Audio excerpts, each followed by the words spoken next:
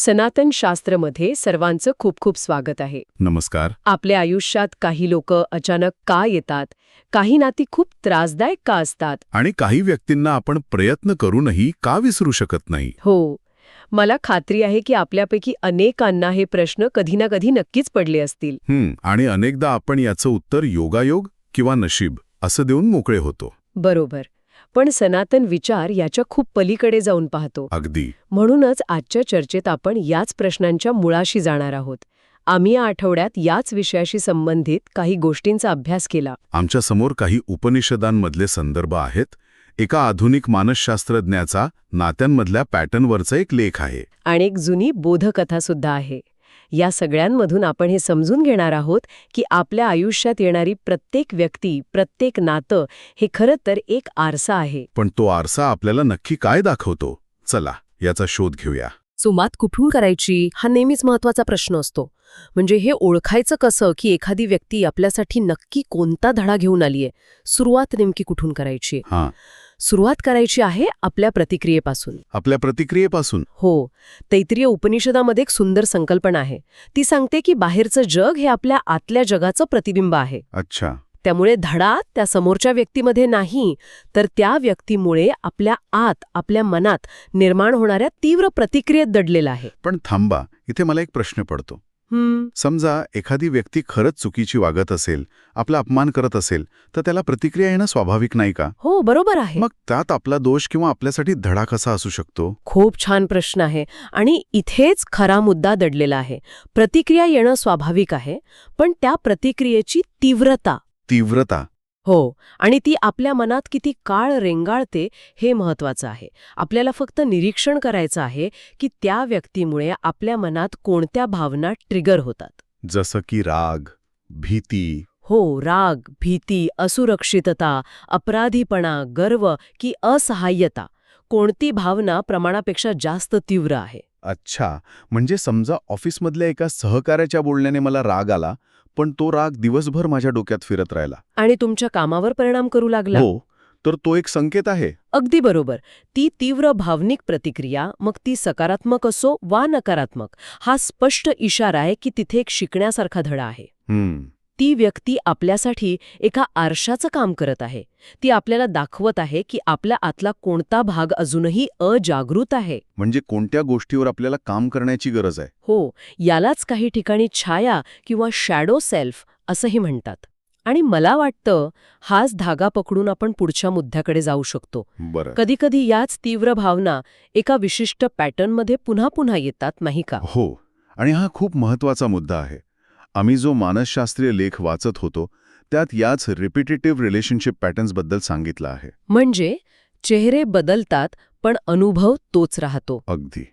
याचं उदाहरण कसं देता येईल? जसं की काही लोकांना नेहमी असेच मित्र भेटतात जे त्यांचा गरजेच्या वेळी फायदा घेतात. किंवा काहींच्या आयुष्यात नेहमी असेच पार्टनर येतात जे भावनिकदृष्ट्या उपलब्ध नसतात, इमोशनली डिस्टंट असतात. अच्छा. किंवा कामाच्या ठिकाणी नेहमी असेच वरिष्ठ मिळतात जे कामाचं श्रेय घेत नाहीत. बरोबर. यामागे काय कारण असावं? याला केवळ दुर्दैव म्हणता येणार नाही. नाही, निश्चितच नाही. यामागे एक आध्यात्मिक कारण आहे, ज्याला आपण ऋणानुबंध म्हणू शकतो. ऋणानुबंध? हो. सोप्या भाषेत सांगायचं तर हा एक प्रकारचा कार्मिक किंवा भावनिक ऋणानुबंध आहे. जोपर्यंत आपण त्या परिस्थितीतून शिकायचा धडा शिकत नाही, तोपर्यंत विश्व किंवा नियती आपल्याला तीच परीक्षा पुन्हा पुन्हा देत राहते. अगदी. पात्र बदलतात, पण नाटक तेच सुरू राहतं. म्हणजे ही व्यक्ती माझ्यासोबत असं का वागत आहे किंवा माझ्याच बाबतीत असं का घडतं, हे प्रश्न विचारणं व्यर्थ आहे. हो, कारण तो प्रश्न आपल्याला एका बळीच्या भूमिकेत म्हणजे विक्टिम मोडमध्ये अडकवून ठेवतो. आणि त्या भूमिकेतून बाहेर पडल्याशिवाय प्रगती शक्य नाही. बरोबर. त्याऐवजी प्रश्न असा विचारायला हवा की ही परिस्थिती, हा अनुभव माझ्याकडून काय शिकण्याची मागणी करत आहे. हा दृष्टिकोनातला बदलच खूप महत्वाचा आहे. हो. आणि ही मागणी नक्की काय असू शकते? म्हणजे परिस्थितीतून कोणते धडे शिकायला मिळू शकतात? अनेक प्रकारचे धडे असू शकतात. कदाचित परिस्थिती आपल्याला आपल्या मर्यादा ठरवायला शिकवत असेल. बाउंड्री सेट करायला. हो, म्हणजे स्पष्टपणे नाही म्हणायला शिकणं. जिथे आपली ऊर्जा आणि वेळ चुकीच्या ठिकाणी वाया जातोय तिथे एक लक्ष्मण रेषा आखायला शिकणं. किंवा मग आपलं सत्य, आपली बाजू ठामपणे मांडायला शिकवत असेल. बरोबर. अनेकदा आपण संघर्ष टाळण्यासाठी किंवा इतरांना वाईट वाटू नये म्हणून गप्प बसतो. हो. किंवा मग धडा अलिप्त राहायला शिकण्याचा असू शकतो. आसक्ती आणि प्रेम यातला फरक समजून घेण्याचा. डिटॅचमेंट. काही वेळा धडा क्षमा करण्याचा असतो, केवळ दुसऱ्यांना नाही तर स्वतःला सुद्धा. आणि मला वाटतं आजच्या काळातला एक खूप मोठा धडा म्हणजे इतरांकडून मान्यतेची अपेक्षा करणं सोडून देणं. हो, टू स्टॉप सीकिंग व्हॅलिडेशन. आपलं मूल्य, आपली किंमत दुसऱ्यांच्या मतावर अवलंबून नसते हे शिकणं. अगदी. आत्मसन्मानाने उभं राहणं. आणि कधीकधी सर्वात कठीण धडा असतो नियंत्रणाची भावना सोडायला शिकण्याचा. म्हणजे प्रत्येक गोष्ट आपल्या मनासारखीच घडली पाहिजे हा हट्ट सोडणं. हो, विश्वाच्या मोठ्या प्रवाहावर विश्वास ठेवून स्वतःला समर्पित करणं. आणि महत्त्वाचं म्हणजे हा धडा नैतिक नाही, म्हणजे चांगलं वाईट असं काही नाही. तो आपल्या आत्म्याच्या उत्क्रांतीसाठी, विकासासाठी आवश्यक आहे. बरोबर. आता नात्यांमधल्या एका महत्त्वाच्या आणि तितक्याच कठीण भागाकडे येऊया, वेदना. अनेकदा हे अनुभव आपल्याला खूप वेदना देऊन जातात. या वेदनांकडे नक्की कसं पाहायचं?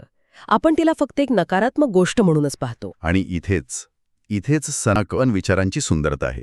तो आपल्याला सांगतो की वेदना ही शिक्षा नाही. शिक्षा नाही. ती एक सूचना आहे. Pain is not punishment, it is instruction. अच्छा. वेदना आपल्याला केवळ हे नाही सांगत की काहीतरी चुकतंय, तर ती आपल्याला धड्याची अचूक दिशा दाखवते. एका GPS सारखी. हो, अगदी. एका GPS सारखी काम करते, जी आपल्याला सांगतं की कोणत्या रस्त्यावर जायचं आहे. हे खूपच वेगळा दृष्टिकोन आहे. पण कोणत्या प्रकारची वेदना कोणत्या धड्याकडे इशारा करते हे कसं ओळखायचं?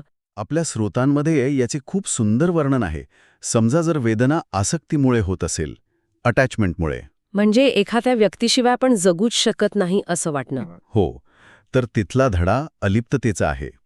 प्रेम आणि मोह यातला फरक समजून घेण्याचा आहे.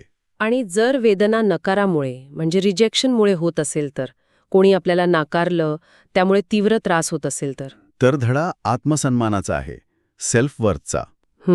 आपली किंमत दुसऱ्याच्या स्वीकृतीवर अवलंबून नाही हे आतून समजून घेण्याचा तो धडा आहे. आणि नियंत्रणामुळे होणारी वेदना म्हणजे गोष्टी हातातून निसटत आहेत असं वाटणं. जर वेदना नियंत्रणामुळे होत असेल तर धडा शरणागतीचा आहे, सरेंडरचा. विश्वाच्या मोठ्या योजनेवर विश्वास ठेवायला शिकण्याचा तो धडा आहे. विश्वासघातामुळे होणाऱ्या वेदनेबद्दल काय? तो अनुभव तर खूपच क्लेशदायक असतो. हो, जर वेदना विश्वासघातामुळे होत असेल, बिट्रियलमुळे, तर धडा आहे पारख करायला शिकण्याचा, डिसर्नमेंटचा. विवेक जागा ठेवण्याचा. अगदी. कोणावर किती आणि कसा विश्वास ठेवावा हे शहाणपण विकसित करण्याचा तो धडा आहे. याचा अर्थ अविश्वासू बनणं नाही, तर डोळसपणे विश्वास ठेवायला शिकणं आहे. आणि जर वेदना काहीतरी गमावल्यामुळे, लॉसमुळे होत असेल तर धडा अनित्यतेचा आहे, इम्पॉर्मनन्सचा.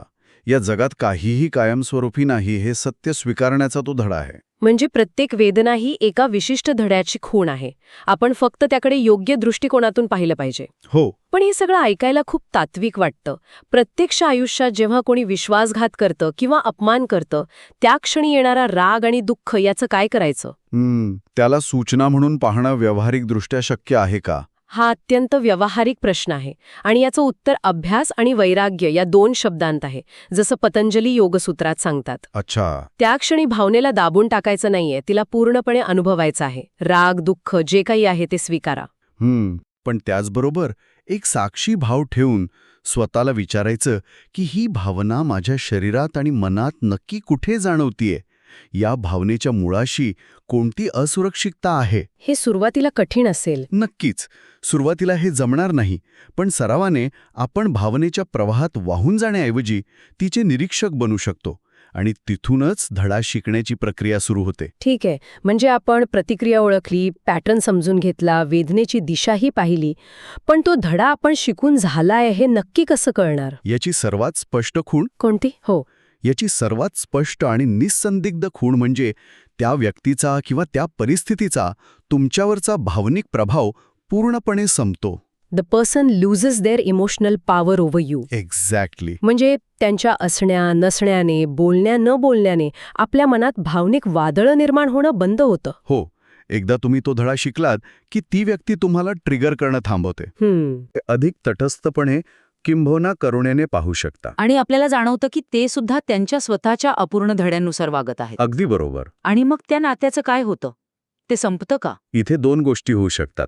एकतर ती व्यक्ती नैसर्गिकरित्या कोणत्याही भांडणाशिवाय किंवा नाट्याशिवाय तुमच्या आयुष्यातून निघून जाते. कारण तिची भूमिका संपलेली असते. हो. किंवा दुसरी शक्यता म्हणजे ते नातं राहतं, पण त्याचं स्वरूप पूर्णपणे बदलतं. अच्छा. त्यातला संघर्ष, त्यातली वेदना निघून जाते आणि एक नवीन, अधिक निरोगी नातं तयार होतं. इथे खूप महत्वाची गोष्ट मला सांगावीशी वाटते, जी आमच्या वाचनात आली होती. कर्म हे केवळ दुःख भोगून संपत नाही, तर ते समजून घेतल्यावरच संपतं. अगदी. Karma releases through understanding, not through suffering. आणि हा सर्वात मोठा गैरसमज आहे. लोकांना वाटतं की त्रास सहन केला की कर्म संपतं. तसं नाहीये. आपण अनेक कथांमध्ये ऐकतो की दुःख भोगून किंवा तपश्चर्या करून पापक्षालन होतं. पण इथे फरक समजून घ्यायला हवा. तो काय आहे? ती तपश्चर्या किंवा ते दुःख सहन करणे हे जर आत्मनिरीक्षणासाठी आणि समज वाढवण्यासाठी वापरले गेले तरच त्याचा उपयोग आहे. अच्छा. अन्यथा जर आपण केवळ मी भोगतोय या भावनेनं दुःख सहन करत राहिलो तर तो धडा शिकला जात नाही आणि ते चक्र सुरूच राहतं. समज. A deeper understanding. हो. हीच कर्माच्या चक्रातून बाहेर पडण्याची किल्ली आहे. या सगळ्या संदर्भात, या सगळ्या ज्ञानाचा सार म्हणून सनातन विचारांमध्ये काही एक महत्वाचा नियम किंवा सुवर्ण नियम सांगितला आहे का? हो. एक सुवर्ण नियम आहेच जो आपण सर्वांनी लक्षात ठेवायला हवा. काय आहे तो? तो नियम असा आहे, जी व्यक्ती तुम्हाला विसरता येत नाही तो धडा तुम्ही अजून पूर्णपणे शिकलेला नाही. वाव, हे खूपच गहन आहे. याचा अर्थ असा की आपण जेव्हा एखाद्या व्यक्तीच्या आठवणीत अडकून पडतो तेव्हा खरं तर आपण त्या व्यक्तीत नाही तर त्या व्यक्तीशी जोडलेल्या न शिकलेल्या धड्यात अडकलेले असतो. अगदी बरोबर. जेव्हा समज पूर्ण होते तेव्हा आठवण राहते, पण त्या आठवणीला चिकटलेली आसक्ती, तो राग, ती वेदना, हे सगळं गळून पडतं. हो. मग ती फक्त एक आठवण उरते, एक अनुभव उरतो ज्याने तुम्हाला काहीतरी शिकवून मोठं केलंय. हा विचार एका बाजूने दिलासा देणारा आहे, पण दुसऱ्या बाजूने थोडा त्रासदायकही वाटू शकतो. कसा? म्हणजे याचा अर्थ असा होतो का की जोपर्यंत आपण दुःखी आहोत तोपर्यंत आपण तो धडा शिकलेलोच नाही? हा एक महत्वाचा प्रश्न आहे. याचं उत्तर हो किंवा नाही असं नाही. मग दुःख असणं म्हणजे आपण प्रक्रियेत आहोत, जखम भरते आहे पण अजून पूर्ण भरलेली नाही. दुःख हळूहळू कमी होणं आणि त्या जागी समजूतदारपणा येणं हे धडा शिकल्याचं लक्षण आहे. दुःख एकदम नाहीसं होत नाही, पण त्याची तीव्रता कमी होते आणि त्याकडे पाहण्याचा आपला दृष्टिकोन बदलतो. वा देवाला विचारत असतो की ही व्यक्ती माझ्यासोबत असं का करत आहे? हो. हा प्रश्न विचारणं आपण पूर्णपणे बंद करायला हवं. हो. कारण तो प्रश्न आपल्याला कुठेच घेऊन जात नाही.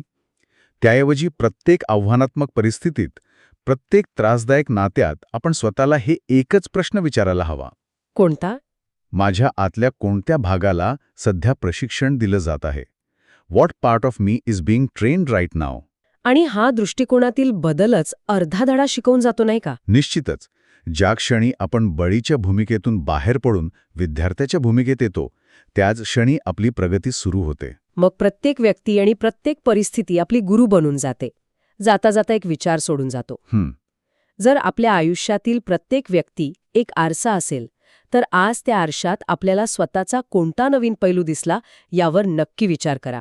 आजची ही चर्चा जर तुम्हाला तुमच्या नात्यांकडे आणि पर्यायाने स्वतःकडे पाहण्याचा एक नवीन, अधिक सखोल दृष्टिकोन देऊन गेली असेल तर ज्ञानाचा हा दिवा इतरांपर्यंतही पोचवा. या चर्चेला लाईक करा, आपल्या मित्रमैत्रिणींसोबत, कुटुंबासोबत शेअर करा आणि सनातन शास्त्र या आपल्या चॅनलला सबस्क्राईब करायला विसरू नका. हो. आणि तुमच्या आयुष्यातील कोणता आरसा तुम्हाला सर्वात स्पष्ट दिसतो आणि त्याने तुम्हाला काय दाखवलं हे आम्हाला कमेंट्समध्ये नक्की सांगा. चला एकमेकांच्या अनुभवातून शिकूया आणि आत्म्याच्या या प्रवासात एकत्र पुढे जाऊया. भेटूया पुढच्या भागात.